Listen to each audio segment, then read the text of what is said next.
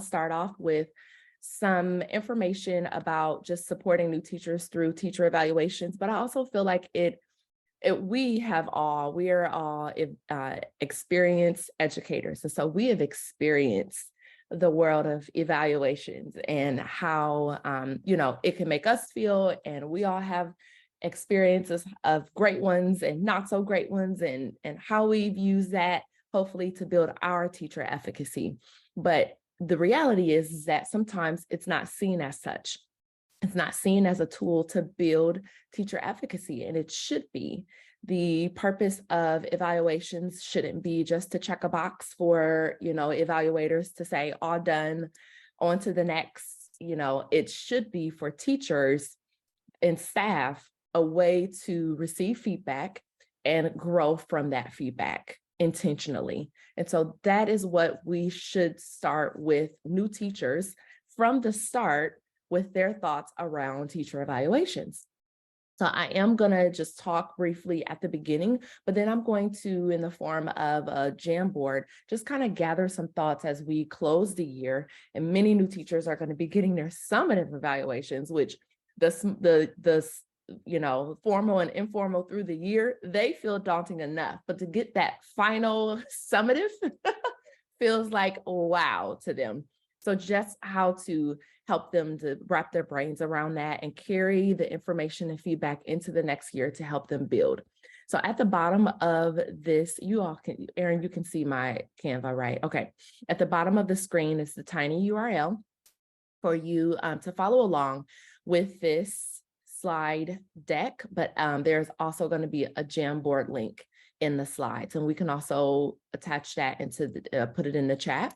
But if you are wanting the slide deck, you can use the tiny URL. So I'll pause for just a second so that you can type that in.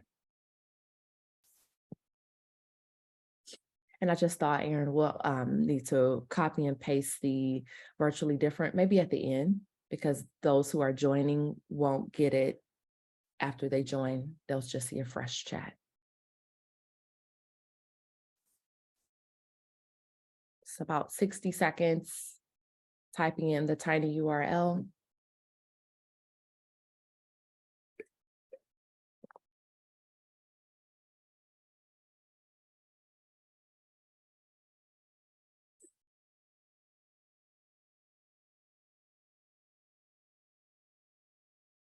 Okay. And moving right along. So like you all know me, I'm Tanika. I have the slide in there for, purposes of those who don't know me, but I'm Tanika Kinartail. I'm a professional learning specialist at Keep Indiana Learning, obviously. And then essential question for today is, how do we guide new teachers toward building teacher efficacy using evaluations? This is a bigger question than what we're going to answer here together this morning for, the next 35 minutes, but it is something that we can start thinking about as new teachers are either coming in their first year or going into even their second or third year, as they get over the frizzy feeling of like, oh my gosh, somebody's going to come in with that laptop and watch me teach. Yes, they are, but this is what this really could be used for. So that is our essential question for today's discussion. So the open response or chat, so you can unmute or put it in the chat, just your thoughts about how do new teachers typically feel about evaluations? How do they typically feel right now about someone coming into their classroom, and sometimes multiple people coming into their classroom at a time, to just watch them teach and type while they are teaching, and watch their students and not really sometimes say anything, but just being a fly on the wall? How does that typically make them feel? So you can unmute or respond in the chat, just a few minutes to engage.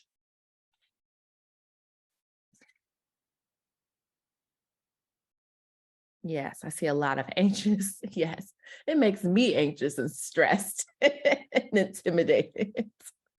Yes, but they do welcome feedback. Yes. They feel self-conscious, overwhelmed. Yeah, for sure.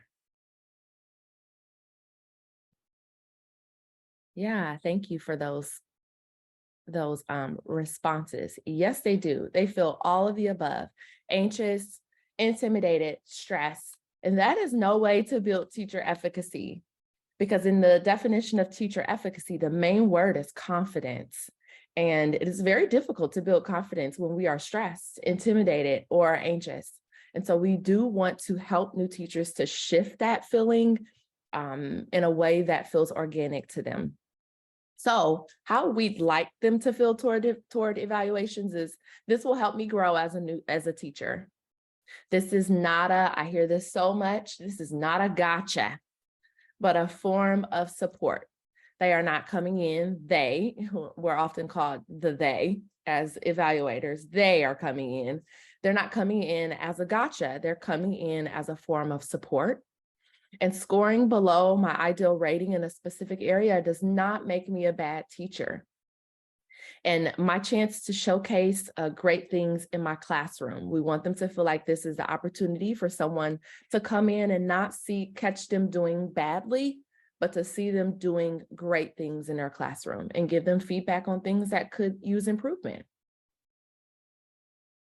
So we want to, and this is also, before I start with some of the things that I have shared with new teachers in our new teacher cadre, that Courtney and Erin and we help to support new teachers monthly in a new teacher cadre. And some of those things will be included in here. I've just kind of tweaked it to be new teacher trainer facing, but I've talked to them via video about these things as well. Maximizing the moment. So planning and thinking practically. We have oftentimes heard that any teacher really they're trying to plan in a way that they're going to put on a show that will yield the best results. I don't know about you, but I've heard a dog and pony show for years, putting on a dog and pony show. And we want to teach new teachers that we don't want them to do that, because putting on a show is not going to give them or the evaluators information for feedback. If they put on a show, we won't see their actual strengths and their actual improvement areas. So we want to move teachers away from doing that. And this is the opportunity to think thoughtfully through the planning process. Exploring the rubric is huge. I remember being a new teacher, I didn't even know what the evaluation tool was. I didn't know there was an evaluation tool. I just thought they came into my classroom and they typed on a computer and they collected evidence, which I wasn't using the word evidence as a new teacher, but they typed on a computer about how good or bad I was doing. As new teachers, I've been encouraging them to actually take the rubric and look through and actually telling them what indicators mean and what descriptors mean, but teaching them about the evaluation tool and how it will be used. What indicators and descriptors will I need to pay close attention to, such as, all of them are important, but as a new teacher, my maybe lesson structure and pacing, how I am differentiating in my classroom, and how can I pay close attention to those, because those will be the heavy hitters. And then critical friends or practice recordings. What are my current strengths? Well, as a new teacher, sometimes I don't know. And so how can I do that? By using a critical friend or a practice recording to capture my teaching before the actual evaluation, or inviting someone into my classroom so that they can do a mock evaluation. And we oftentimes don't do that, and the new teacher may wait until the actual moment, and that can help with the anxiety and the stress and the intimidation if they do like a mock evaluation or a practice recording ahead of time. And then going on, so that's how you maximize the moment. For true reflection comes after. True reflection, not panicking because you felt like you bombed, or, thinking about, I wish I would have done this, I wish I would have done that.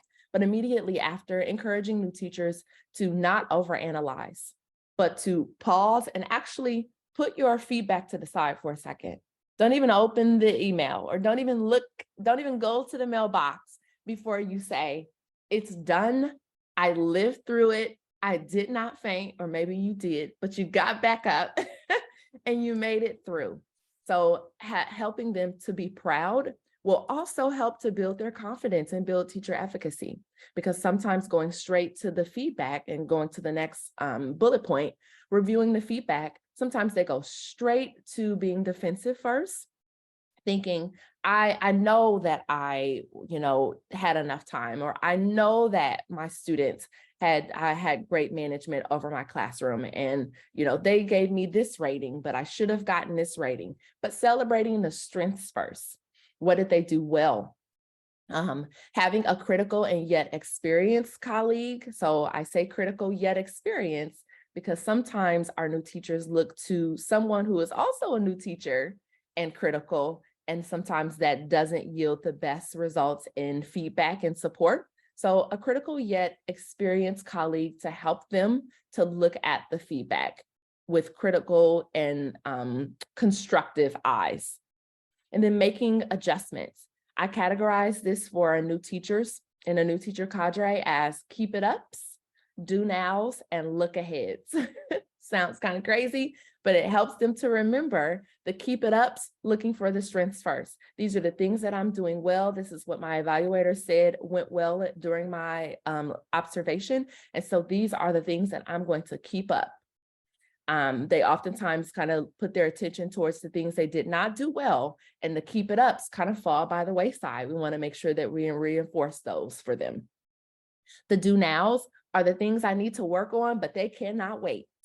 So they are things that have to do with maybe safety, or students who are really not getting the academic attention that they need due to some needs that they have. You right now need to go and work with a special education teacher to see how to meet those students' needs. Those are do nows. And then the look aheads are the ones that you're going to get it over time, but we have to set goals and a timeline in order to reach those goals. So it's the look aheads. And right now, this is a great thing to talk about because they're getting ready to get the summative results. And so they'll look at all of their feedback all in one sitting maybe, and think about looking to next year. What are those goals, and how do I set that timeline? May 8th, and we are planning to have more of an unconference where we are talking together about what we need and who is doing it well, and asking for examples, and kind of a collaborative day where we're all discussing and sharing out what works well in our new teacher trainers. So we would love to have you there, and we would love to work with you and talking about what's working well and what's not working well, and what changes we can make when we're training new teachers. Yes, and there are so many experts among this group, and you are doing amazing things to help support new teachers. And what a great way to come together and just have a forum where we are sharing out and leave with so many tools to end the year, but more importantly, to begin the year with so many great supports in place for our new teachers, so we can retain them and keep them. Yes, because we need them. Agreed. And Tanika and I will stay on if you have any questions or wonders or thoughts. We're happy to talk with you about those here at the end of the meeting. Oh, and Corey did share her graphic organizer. Thank you, Corey. All right. Well, if there is nothing else, we appreciate you all stopping by and engaging with us, and you all have a wonderful day. And we hope to see you on May 8th.